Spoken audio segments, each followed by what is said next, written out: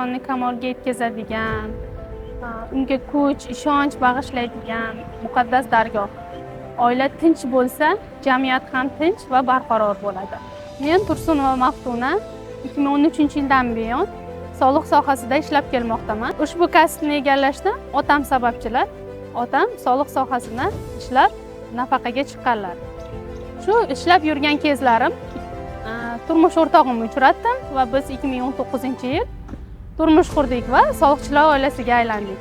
15-may Xalqaro oila kuni har bir inson uchun qadrli bo'lgan oila tushunchasining ahamiyatini yana bir bor eslatadi.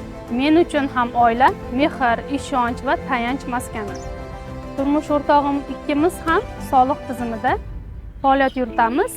Bir sohada ishlash, bir-birimizni yanada tushunishni, qo'llab-quvvatlashni, mas'uliyatni his qilishni o'rgatgan. Ishdagi intizom, halollik, fidoyilik oilaviy munosabatlarimizda ham muhim o'rin tutadi. Bugungi kunda 2 nafar farzandning mehribon ota-onasimiz. Ularni vatanparvar, odobli, mehnatsevar insonlar qilib tarbiyalashga harakat qilmoqdamiz.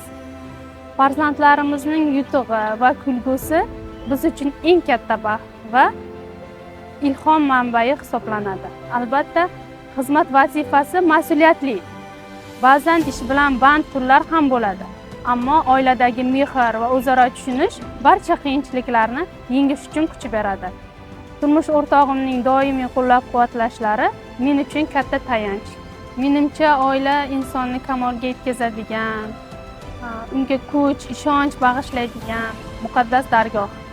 Oila tinch bo'lsa, jamiyat ham tinch va barqaror bo'ladi. Xalqaro oila kuni munosabati bilan barcha oilalarga ahillik, baxt, saodat va xonadonlarga fayz baraka tilayman.